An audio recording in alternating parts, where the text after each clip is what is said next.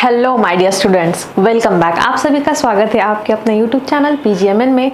हम यहाँ पढ़ रहे हैं बायोलॉजी में चल रहा है काफ़ी इंपॉर्टेंट टॉपिक जो है reproduction in human. So reproduction in human में हमने स्टार्टिंग के फेज देख लिए हैं कि किस तरह से फ्यूजन होता है, फर्टिलाइजेशन होता है। नाउ अभी हमारा आ चुका है मेन टर्म जिसमें हो गई है pregnancy and we have to study के प्रेगनेंसी में क्या होता है। सो जैसे कि आप लोगों को पता ही होगा कि प्रेगनेंसी होती है कंप्लीट 9 मंथ्स की इन ह्यूमन बीइंग। इन 9 मंथ्स को डिवाइड किया गया है 3 यानी 3 ट्राइमेस्टर्स में। ट्राइमेस्टर का मीनिंग होता है 3 मंथ्स। 3 मंथ वाला पीरियड इसे कहा जाता है ट्राइमेस्टर। अगर 9 मंथ को आपने 3 पीरियड्स में डिवाइड किया सो it is 3 month each. So trimester consist होता है 3 महीनों का और पूरे प्रेगनेंसी में इस तरह के 3 ट्राइमेस्टर होते हैं। सो चलिए देखते हैं क्या होता है। सो फर्स्ट ट्राइमेस्टर कहाँ से स्टार्ट होता है, इसका ड्यूरेशन कितना रहेगा, इसमें क्या क्या चेंजेस होते हैं, चलिए इसके बारे में देखते हैं। सो प्रेगनेंसी में फर्स्ट हमारा जो ट्राइमेस्टर है yes, so actual about pregnancy का क्या मीनिंग है, हमने जो पहले देखा था कि स्पर्म होता है, एग सेल होता है, इनमें फर्टिलाइजेशन होता है। So after fertilisation if there is condition of carrying embryo, अगर फर्टिलाइजेशन सक्सेसफुल होता है और यहाँ पे कुछ एम्ब्रियो बन करके तैयार होने वाला है, सो द कंडीशन जब कोई ह्यूमन बीइंग एम्ब्रियो को कैरी करता है it is known as pregnancy. Also this is known as gestation and pregnancy, ये सिमिलर वर्ड्स होते हैं। एंड अभी ये इंपॉर्टेंट नहीं है कि एक प्रेगनेंसी में एक ही एम्ब्रियो रहे, देयर में भी मल्टीपल एम्ब्रियोज। सो जस्टेशन में या फिर प्रेगनेंसी में ये पॉसिबल है that number of embryos can be one or more than one। चलिए आगे बढ़ते हैं। देन अभी ये क्या होता है, so it is the period between fertilization of the egg up to the parturition, यानी जब एग का सक्सेसफुल फर्टिलाइजेशन हो जाता है, फ्यूजन हो गया है इसका स्पर्म सेल के साथ। नाउ इस वाले पीरियड से लेकर के जब तक कोई एक बेबी मदर के वूम से बाहर नहीं आ जाता, इस कंप्लीट पीरियड को प्रेगनेंसी या फिर जस्टेशन कहा जाता है। द एवरेज पीरियड होता है इसका 266 डेज, या फिर फ्रॉम फर्टिलाइजेशन है ये 266 डेज, यानी जिस दिन एग एंड स्पर्म का फर्टिलाइजेशन हुआ है या फिर इन दोनों का फ्यूजन हुआ है, फ्रॉम दैट डे अगर काउंट किया जाए then it is about 266 days वाला पीरियड होता है, या फिर 280 डेज अगर लास्ट मेंसेस के टाइम से कैलकुलेट किया है। ओके, सो ऐसा क्यों है, बिकॉज प्रेगनेंसी कब डिटेक्ट होती है, if a female has missed her periods, अगर किसी के मेंसेस या फिर मेंस्ट्रुअल साइकिल मिस होता है देन देयर इज चांस कि ये फीमेल प्रेग्नेंट हो सकती है। सो अगर फ्रॉम लास्ट मेंसेस इसे काउंट किया गया then the period can be counted as 280 days from last menstrual cycle. Then ये अप्रोक्सीमेटली 9 मंथ्स का हम बोल सकते हैं in human being, and in 9 months को हमने डिवाइड किया है 3 ट्राइमेस्टर्स में।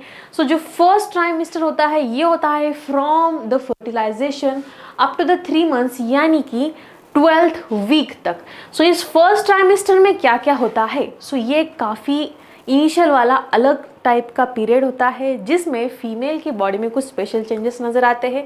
क्या होते हैं ये चेंजेस, चलिए देखते हैं। सो इस टाइम में होता है, it is the first stage जहाँ पे मदर के वूम में एक एम्ब्रियो का डेवलपमेंट हो रहा है, एंड फिर इसके कारण यहाँ पे कुछ हार्मोनल चेंजेस होते हैं। ये हार्मोनल चेंजेस रिजल्ट करते हैं इन सम सिचुएशंस लाइक, जिसमें आता है स्पेशली मॉर्निंग सिकनेस, यानी कि नॉशिया वोमिटिंग टाइप फीमेल में कुछ सिम्टम्स नज़र आते हैं, कोई स्मेल इसे अच्छी नहीं लगती, या फिर स्विंग होते हैं मूड्स में, यानी कभी खुश कभी दुखी। सो इस टाइप के सभी चेंजेस आते हैं कुछ हार्मोनल चेंजेस की वजह से।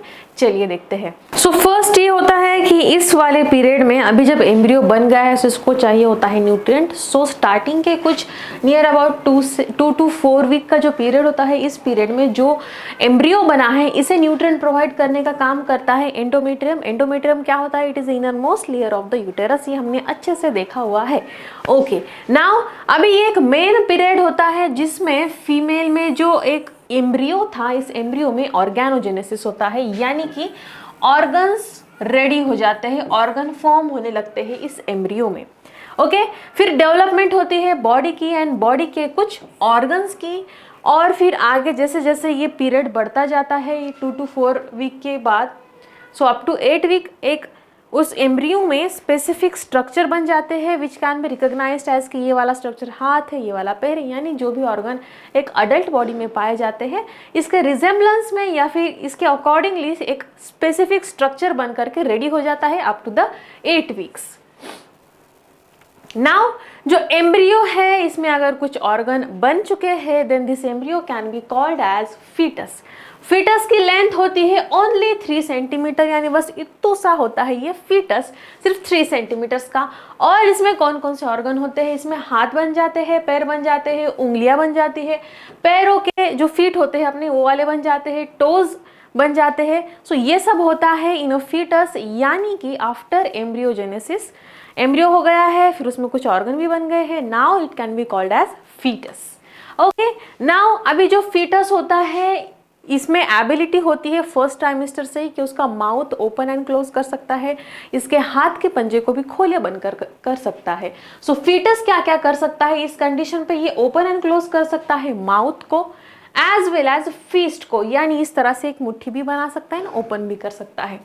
सीएनएस इसका कंप्लीटली बन करके रेडी हो जाता है इस वाले स्टेज में ही, and working of excretory and circulatory system begins. अभी ऑर्गन बन गया है, ऑर्गन फॉर्मेशन हो गया है, इसका मीनिंग है कि ऑब्वियसली यहाँ पे ब्लड एंड ऑक्सीजन का सप्लाई होने वाला है। सो इस स्टेज में ही जो फीटस होता है इसका excretory system as well as जो सर्कुलेटरी सिस्टम है ये कंप्लीटली डेवलप हो जाता है, काम करना स्टार्ट कर देता है। देन मूवमेंट भी इसकी फीटस की बिगिन हो जाती है, बट ये इतनी मिनिमम होती है कि इसे फीमेल फील नहीं कर पाती, बिकॉज अभी तक जो फीटस है इसकी length near about 3 to 5 centimetre ही है, इससे ज़्यादा नहीं है। सो दैट्स वाई फीमेल इस फर्स्ट वाले ट्राइमेस्टर में जो बेबी का मूवमेंट होता है इसको फील नहीं कर पाती।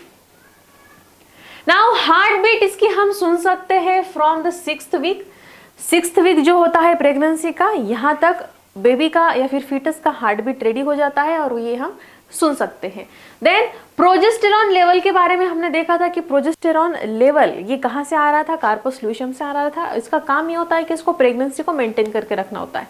बट अभी जैसे जैसे हमारा प्लासेंटा डेवलप होता है, ओके, वैसे वैसे कार्पस ल्यूशियम डिग्रेड होता है या फिर कम होने लगता है, बिकॉज इसका जो काम था प्रोजेस्टेरॉन को सिंथेसिस करने का, उसके लेवल मेंटेन करने का, ये काम ले लेता है प्लासेंटा। ओके, सो प्रोजेस्टेरॉन का जो लेवल है ये इस कंडीशन में हाई हो जाता है। And one more important thing कि मेंस्ट्रुअल साइकिल कंप्लीट प्रेगनेंसी में ये पूरा मतलब स्टॉप हो जाता है। Okay, there is no bleeding in every month in case of pregnancy. अगर प्रेगनेंसी है देन वहाँ पे जब तक पार्चुलेशन या फिर जब तक बेबी का डिलीवरी नहीं हो जाता तब तक मेंसेस या फिर मेंस्ट्रुअल साइकिल नहीं रिपीट होती। सो नेक्स्ट है मीनवाइल मदर की बॉडी में कुछ चेंजेस होते हैं इस ट्राइमेस्टर में, लाइक प्रोजेस्टेरॉन का लेवल काफ़ी ज़्यादा बढ़ जाता है। क्यों बढ़ता है? बिकॉज प्रोजेस्टेरॉन यहाँ पे प्रेगनेंसी को मेंटेन करने का काम करता है। That's why in this condition या फिर इन दिस फर्स्ट ट्राइमेस्टर जो प्रोजेस्टेरॉन का लेवल होता है ये काफ़ी हाई हो जाता है। देन मैटरनल पार्ट में कुछ ग्रोथ होता है, specially about placenta. Placenta grow करने लगता है एंड यूटेरस का जो साइज है ये it becomes larger. Already uterine muscles जो होते हैं इसमें काफ़ी ज़्यादा कैपेसिटी होती है to expand. So in this condition या फिर इन दिस ट्राइमेस्टर क्या होता है, यूटेरस मसल्स को या फिर यूटेराइन मसल्स का थोड़ा एक्सपांशन होता है, उसका साइज बढ़ जाता है for the development and growth of foetus. And one more important thing कि मॉर्निंग सिकनेस बारे में जो हमने देखा था कि फर्स्ट ट्राइमेस्टर में जो फीमेल होती है या फिर जो मदर होती है इसे मॉर्निंग सिकनेस फील होता है। मॉर्निंग सिकनेस मीन्स क्या होता है, इसे नॉशिया वोमिटिंग टाइप फीलिंग आती है, फेंट्स आने लगते हैं, कुछ वीकनेस लगता है, मूड में स्विंग्स होने लगते हैं। ओके, सो ये था अबाउट द फर्स्ट ट्राइमेस्टर। अभी सेकेंड ट्राइमेस्टर यानी आने वाले, अभी 3 महीने हो गए, फर्स्ट ट्राइमेस्टर फिनिश हो गया। Now from 4th month up to the 6th up to the 6 months ये होता है हमारा सेकेंड ट्राइमेस्टर। अगर वीक की बात की जाए so from 13 to the 26th week ये जो पीरियड होता है इसे कहा जाता है second trimester.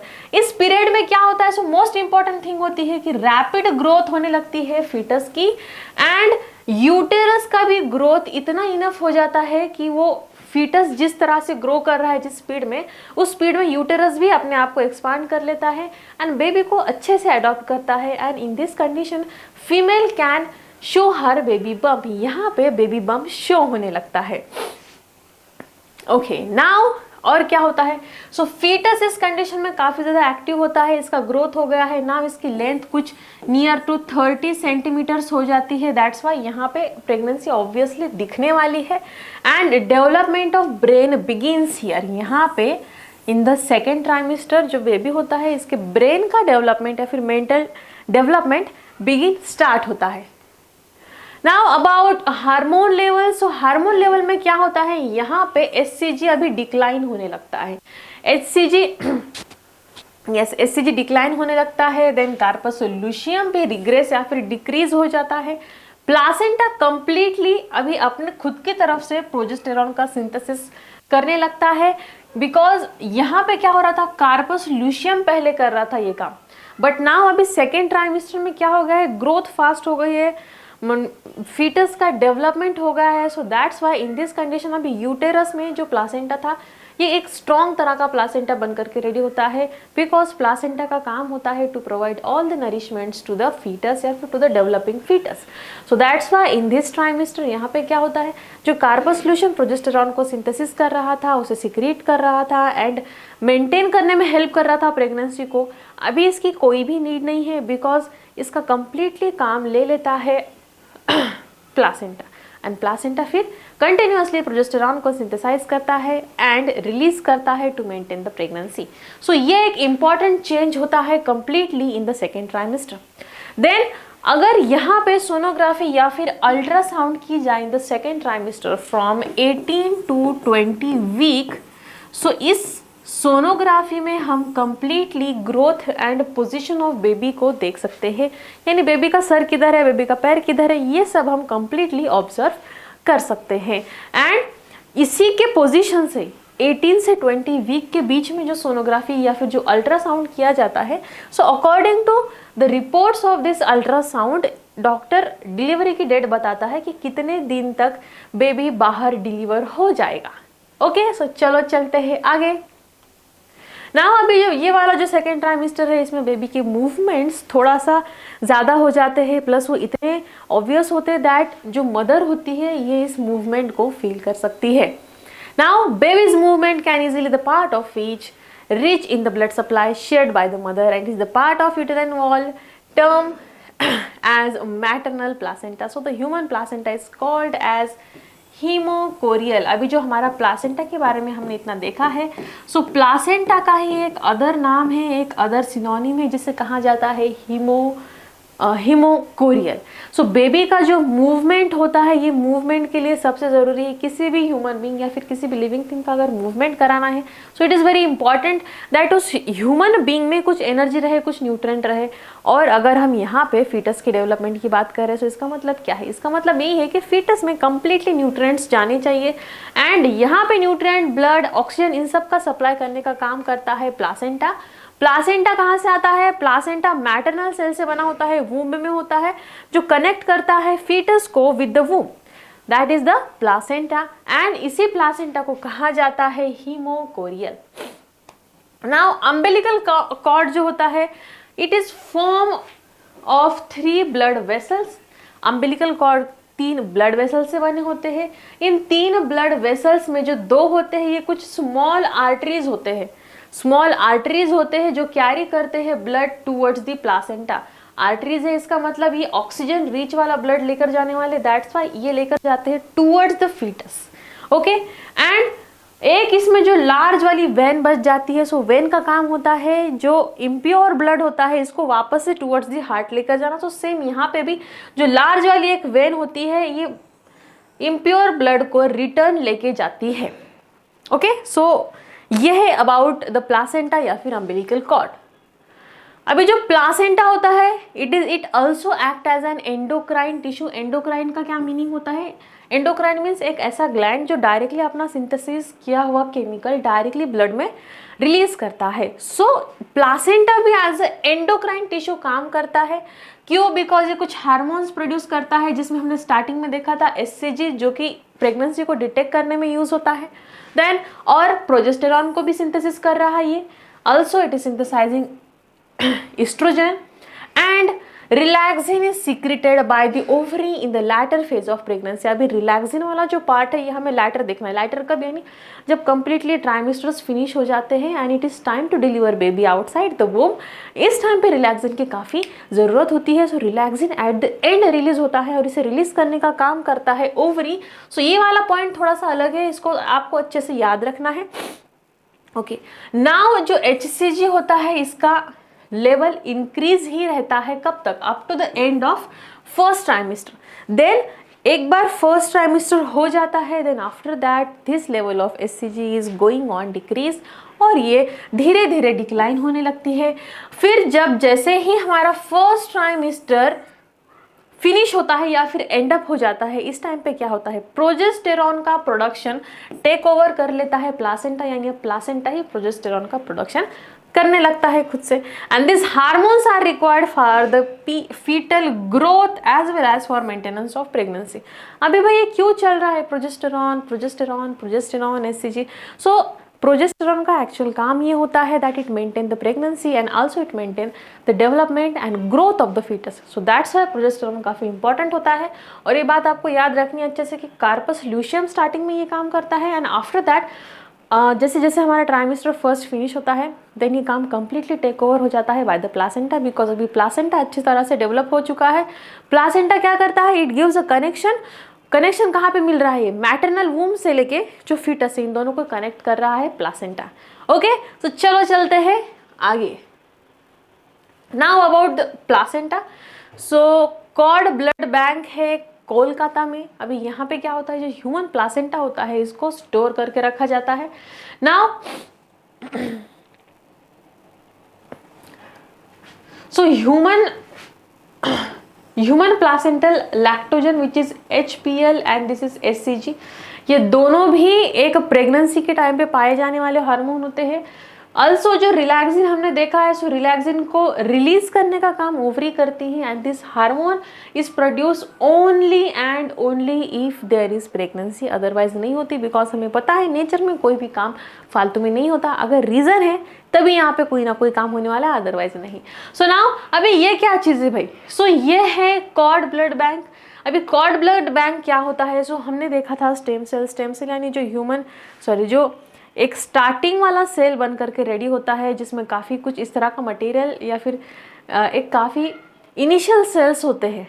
And this sales ये इतनी इंपॉर्टेंट होते हैं कि लाइफ में आगे अगर कोई डेंजरस टाइप का डिसीज़ होता है लाइक कैंसर है या फिर अल्जाइमर वगैरह ऐसे डिसीज़ जो हम मेडिसिन के साथ ट्रीट नहीं कर सकते।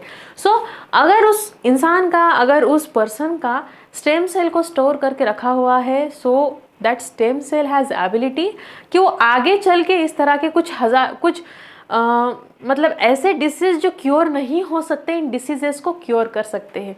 सो इसके लिए इम्पॉर्टेंट होता है कि जो कॉर्ड होता है, जो अम्बिलिकल कॉर्ड होता है, इसको स्टोर करके रखना। सो इसके स्टोर करने के लिए इसे ऐसा नहीं कि हम बस ला लिए, बच्चा हो गया है सो उसका चलो अम्बिलिकल कॉर्ड कट करो और घर में रख दो, ऐसा नहीं चलता है। इसको स्टोर करने के लिए एक प्रॉपर बैंक होता है। जिस तरह से ब्लड को स्टोर करने के लिए ब्लड बैंक होता है, उसी तरह से इस कॉर्ड को स्टोर करने के लिए एक बैंक होता है जिसे कहा जाता है कॉर्ड ब्लड बैंक। सो इसमें क्या होता है, बस वही जो कॉर्ड में का ब्लड होता है या फिर जो स्टेम सेल्स होते हैं उसको स्टोर करके रखा जाता है। नाउ इंडिया में फर्स्ट टाइम गवर्नमेंट ने ये वाला बैंक रन किया है in the Kolkata and it establish in the year 2001। Now accreditation होता है, यानी अगर हम कोई इस तरह का इंस्टीट्यूट ऑर्गेनाइजेशन ओपन कर रहे हैं जिसमें कुछ रूल्स एंड रेगुलेशन की काफ़ी ज़रूरत होती है, सो यहाँ पे एक्रीडेशन ज़रूरी होता है। एक्रीडेशन यानी जिस तरह से स्कूल्स वगैरह चलाने के लिए कभी ना कभी कोई ना कोई इंस्पेक्शन के लिए आता है फ्रॉम द इंडियन गवर्नमेंट, उसी तरह से इस टाइप के कुछ बैंक चलाने के लिए इंडियन गवर्नमेंट में एक ऑर्गेनाइजेशन होता है जो इसका इंस्पेक्शन करता है और वो एक्रीडेट करता है कि हाँ यहाँ पे हर रिक्वायर्ड रूल को, रेगुलेशंस को फॉलो किया जा रहा है, दिस इज़ गुड वन। सो इस तरह से अगर देखा जाए, सो फॉर दिस जो कोलकाता में ये वाला कॉर्ड ब्लड बैंक है, सो इसको एक्रीडिएशन किया गया है by the AABB means American association of blood bank. Okay, अभी इस कॉर्ड ब्लड बैंक का फंक्शन होता है या फिर इसका फंक्शन करने के लिए इसको परमिशन चाहिए होती है या फिर इसको ओबे करना पड़ता है to the central government as well as state government. इन दोनों के रूल्स को, पॉलिसीज को एंड गाइडलाइंस को इसको फॉलो करना होता है। अब इस अम्बिलिकल कॉर्ड या फिर कॉर्ड ब्लड बैंक में क्या होता है, सो इसमें कुछ ब्लड रिमेन रहता है अम्बिलिकल कॉर्ड में जब बेबी बाहर आता है वूम से आफ्टर डिलीवरी। देन फिर जो ये जो ब्लड होता है इसे कुछ प्रोसेस के साथ कलेक्ट करके एक्सट्रैक्ट करके यहाँ पे प्रिजर्व करके रखा जाता है। देन आफ्टर प्रिजर्वेशन जब भी इसकी कुछ नीड होती है कि मान लो कि कोई कैंसर है या फिर ब्लड कैंसर टाइप, सो इस तरह के डिसीज़ जहाँ पे ट्रीटमेंट कम्प्लीटली एश्योरिटी नहीं देती कि हाँ ये डिसीज़ ट्रीट हो सकता है, सो इन दिस कंडीशन ये वाला जो अम्बिलिकल कॉर्ड था या फिर इस अम्बिलिकल कॉर्ड का जो ब्लड है which is very rich in the stem cells, इस ब्लड को यूज़ करके कंप्लीट ट्रीटमेंट किया जा सकता है। ओके, सो नाउ अभी आगे चलते हैं। अभी तीनों भी ट्राइमिस्टर अगर फिनिश हो गए देन अब क्या होता है। So after completion of the trimesters there is a condition या फिर there is a event which is parturition. Parturition का क्या मीनिंग होता है, वूम्ब में जो एक फीटस या फिर जो एक बेबी डेवलप हुआ है अभी उसका जस्टेशन पीरियड कंप्लीट हो गया है, बेबी कंप्लीट डेवलप हो गया है, सो इस टाइम पे अभी ज़्यादा टाइम के लिए उस बेबी को अंदर नहीं रखा जा सकता। So at the end of 9 months that baby has to be push out of the womb. So इस कंडीशन को कहा जाता है पार्चुलेशन, जिसमें बेबी का डिलीवरी किया जाता है from mother womb to the outside. अभी पार्चुलेशन में क्या होता है, so parturition it happens only in the viviparous. Viviparous का वही मीनिंग होता है ऐसा लिविंग ऑर्गेनिज्म जो अपने बेबी को अपने वूम्ब में डेवलप करता है and then after the development उसको बाहर डिलीवर करता है। सो पार्चुलेशन इस प्रोसेस में क्या होता है, it is the process of giving birth to the baby. एक फिजिकल एक्टिविटी होती है जिसमें यूटेरस के जो मसल्स होते हैं ये काफ़ी विगरसली कॉन्ट्रैक्ट होते हैं एंड इनके कॉन्ट्रैक्शन होने के कारण जो उसके अंदर जो बेबी था ये बेबी को बाहर डिलीवर किया जाता है। And now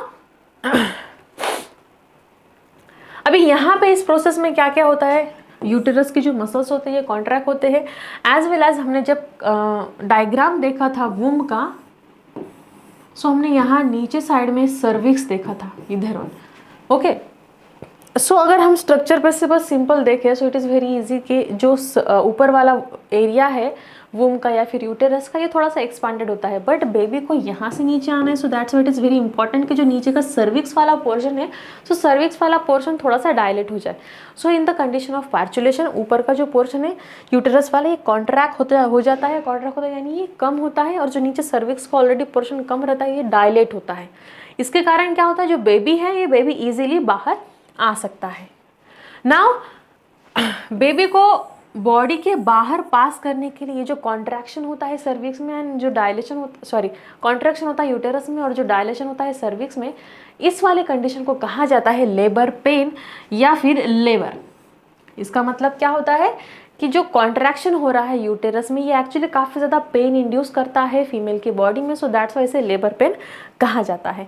and it is accompanied by the localised sensation of discomfort और agony called as a labour pen.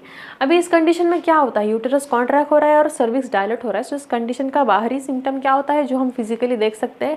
First कि उस वाले फीमेल में काफ़ी ज़्यादा डिस्कम्फर्ट प्रोड्यूस होता है, काफ़ी ज़्यादा डिस्कम्फर्ट प्रोड्यूस होगा, एंड एज वेल एज जो लोअर पोर्शन होता है एब्डोमेन का यहाँ पे काफ़ी सीवियर पेन होता है और इसी को लेबर पेन कहा जाता है। नाउ पार्चुलेशन को कंट्रोल करने के लिए कुछ न्यूरो एंडोक्राइन मैकेनिज्म होता है, यानी ये कम्प्लीटली डिपेंड करता है कि कौन सा हार्मोन आ रहा है, कितना है हार्मोन, कितना है, कौन सा है, वो कैसे वर्क कर रहा है, सब इसके ऊपर मतलब डिपेंड होता है। सो इसमें क्या होता है, सिग्नल आता है fully from the foetus and the placenta which cause mild uterine contraction. First में होता है यूटेरस का कॉन्ट्रैक्शन अभी स्टार्ट हुआ है, सो ये इनिशियल स्टेज पे माइल्ड यानी काफ़ी धीमे धीमे गति से होता है। इसके बाद में होता है जो ईस्ट्रोजन एंड प्रोजेस्टेरॉन का रेशो होता है ये इंक्रीज होता है एज वेल एज ऑक्सीटोसिन जो रिसेप्टार या फिर जो रिसेप्टार्स होते हैं यूटेरस के मसल्स में ये इंक्रीज होता है। ऑक्सीटोसिन इस वाले रिसेप्टार का काम होता है to contract the uterine muscle यानी जो अपर पोर्शन वाले जो मसल्स थे यूटेरस के, ओनली अबाउट दिस। ओके, सो यहाँ इतना ही जो पोर्शन है इसमें जो भी मसल्स होते हैं इसको कॉन्ट्रैक्ट यानी दबाने का काम करता है ऑक्सीटोसिन रिसेप्टार्स। ऑक्सीटोसिन रिसेप्टार अभी एक्टिव हो जाते हैं बिकॉज अभी इन्हें सिग्नल मिल रहा है that baby has to be delivered, so that's why यहाँ पे ऑक्सीटोसिन रिसेप्टर एक्टिव होते हैं और यूटेराइन मसल्स को कॉन्ट्रैक्ट करने लगते हैं। फिर अभी आगे क्या होने वाला है, विगरस कॉन्ट्रैक्शन। ऑक्सीटोसिन इतना ज़्यादा एक्टिवेट हो गया है, फिर अभी यहाँ पे कॉन्ट्रैक्शन इनिशिएट हो गया है एट अ स्टेज। ये कॉन्ट्रैक्शन विगरस यानी काफ़ी ज़ोर ज़ोर से होने लगता है, काफ़ी it is very heavy contraction, इतना heavy contraction that the female cannot stand, या फिर उसे काफ़ी ज़्यादा पेन होने लगता है। नाउ एक जो फुल्ली डेवलप्ड फीटस होता है, it gives signal for the uterine contraction by the secretion of ACTH। अभी ACTH हार्मोन को ये कहाँ से पता चला है कि भाई अभी बेबी चाहता है कि वो बाहर आ जाए। सो एक्चुअली जो कंप्लीटली डेवलप्ड फीटस होता है, इट सेंड अ मैसेज, एक सिग्नल देता है for the uterine contraction by ACTH। ACTH hormone को सिक्रीट करने लगता है और यही सिग्नल देता है कि हाँ अभी जो बेबी है ये कम्प्लीटली डेवलप हो चुका है and now the baby can come outside. अभी ये होता है ACTH, it is a hormone of pituitary gland. So ये वहाँ पे जाने वाला है सिग्नल और फिर वहाँ से यूटेरस मसल का कॉन्ट्रैक्शन होगा by the oxytocin. This trigger the, अभी यहाँ पे ही इस कंडीशन के बाद ही ACTH हार्मोन को पता चल गया कि अभी बेबी को बाहर आना है। इसके बाद में ही फिर क्या होता है, ऑक्सीटोसिन रिलीज होने लगता है। ऑक्सीटोसिन रिलीज होता है फ्रॉम मदर्स पिट्यूटरी ग्लैंड, जो मदर की पिट्यूटरी ग्लैंड होती है वहाँ से ऑक्सीटोसिन रिलीज होगा एंड नाउ अभी ये क्या करता है, एक विगरस यूटेराइन कॉन्ट्रैक्शन को स्टार्ट कर देता है। और ये कॉन्ट्रैक्शन इतने ज़्यादा होते हैं, it is continuously going on and eight the and यहाँ पे एक्सपल्जन होता है बेबी का outside the uterus. And expulsion के लिए भी 3 स्टेप्स होते हैं। सो ये कौन से होते हैं, चलिए देखते हैं। फर्स्ट होता है डायलेशन स्टेज। सो डायलेशन स्टेज में सिंपल जो सर्विक्स वाला एरिया होता है, जो एक्चुअली नैरो होता है साइज में, सो इट गेट डायलेटेड। ये इतना डायलेट होता है कि इसमें से बेबी आराम से बाहर आ सकता है। तो चलिए देखते हैं। और इस स्टेज में क्या होता है, सो यूटेरस का कॉन्ट्रैक्शन स्टार्ट हो गया है। यहाँ पे बेबी को फोर्स किया जा रहा है कि बेबी यूटेरस के आउटसाइड चला जाए। नाउ कॉन्ट्रैक्शन काफ़ी ज़्यादा बढ़ गया है, ब्लड वेसल्स का कॉन्ट्रैक्शन हो गया है, पेन इंड्यूस हो गया है इसी वाले स्टेज में। अभी ऑक्सीटोसिन भी आ जाता है इसी कंडीशन में और काफ़ी ज़्यादा स्ट्रॉन्ग तरीके से, स्टिमुलेटरी तरीके से रिफ्लेक्सेस देता है, यानी ये भी यूटेरस को कॉन्ट्रैक्ट कर लेता है। इसके कारण बेबी यूटेरस में से बाहर की तरफ पुश किया जाता है और इतना इसमें कॉन्ट्रैक्शन होता है कि बेबी ऑटोमेटिकली ऐसा गोल गोल घूम फिर के इस पोजीशन में आता है कि उसका हेड डाउन साइड में होता है। वाई? बिकॉज यहाँ पे बेबी को बॉडी के बाहर आना है या फिर वुम के बाहर पुश होना है। सो उसका हेड यहाँ पे सर्विक्स के अगेंस्ट आ जाता है। सर्विक्स यानी वही जो नीचे वाला जो पार्ट होता है जहाँ से बेबी एक्चुअल डिलीवर होने वाला है, which is actually a narrower part as compared to the uterus. So इस वाले कंडीशन में यहाँ पे होता है बेबी का हेड टूवर्ड्स दी सर्विक्स। और अभी क्या होता है, डायलेशन। अभी यहाँ पे बेबी का हेड इस साइड में है, so it is very important कि नीचे वाला जो नैरो पोर्शन है इट शुड बी डायलेटेड। सो यहाँ पे स्टार्ट होता है डायलेशन ऑफ द सर्विक्स। इसके लिए कुछ घंटों का टाइम लगता है और इस टाइम पे फिर अभी क्या होता है, जो एमनियोटिक मेम्ब्रेन होता है फीटस का, या फिर एक मेम्ब्रेन जिसमें एमनियोटिक फ्लूइड है प्लस फीटस है, सो ये मेम्ब्रेन रप्चर हो जाता है and the foetus is getting outside the womb.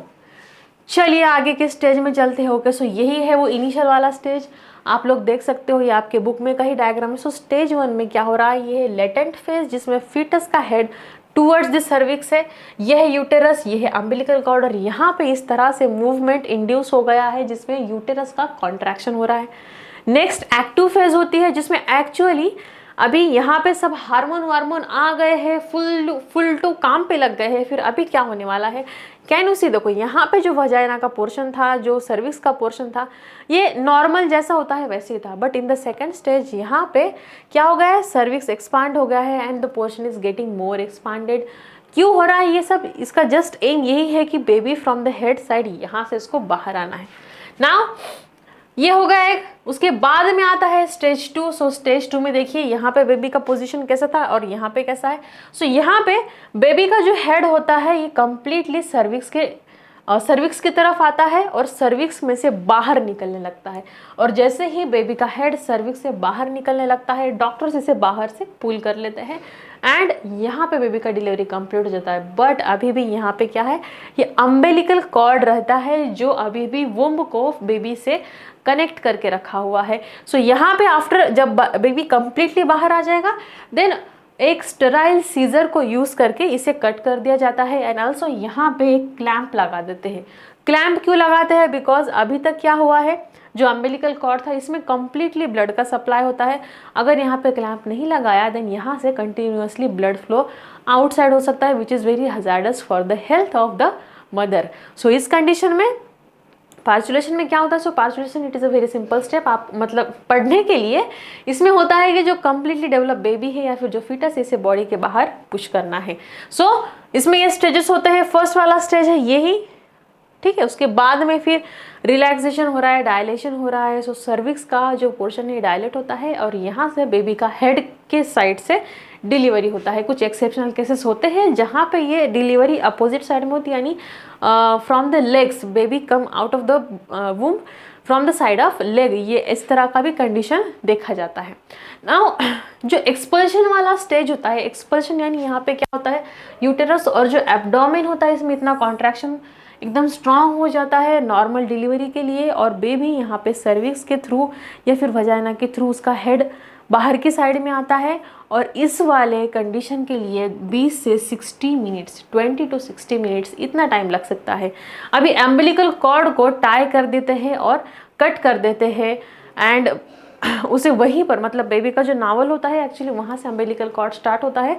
So umbilical cord बाहर निकालने के बाद कट कर देते हैं एंड देन बेबी के नावल वाले पोर्शन में ही उसको वहीं पे टाई करके रखते हैं, इसे कम्प्लीटली कट नहीं किया जाता। देन अभी बर्थ हो गया है। सो आफ्टर बर्थ क्या होता है, अभी प्लासेंटा से बेबी सेपरेट हो गया है, यूटेरस से बाहर निकल गया है, अभी उसका बर्थ हो गया है। ये कम्प्लीटली एक इंडिपेंडेंट बॉडी होती है। अभी ये मदर के मतलब मदर से ब्लड सप्लाई के लिए ये डिपेंडेंट नहीं होती। सो यहाँ पे भी अम्बिलिकल कॉर्ड को कट कर दिया गया है। फिर अभी इस वाले प्रोसेस में it happens with in 10 to 45 minutes of the delivery, यानी ये जो कट करने वाला पोर्शन होता है आफ्टर बर्थ, ये 10 से 45 मिनट में कर दिया जाता है after the delivery of baby. Okay, so now यहाँ तक हमने आज देखा about the parturition. Then in next lecture we will see about after birth कि क्या क्या होता है। सो तब तक के लिए हमारे साथ बने रहिए, मिलते हैं नेक्स्ट लेक्चर में। तब तक के लिए टेक केयर।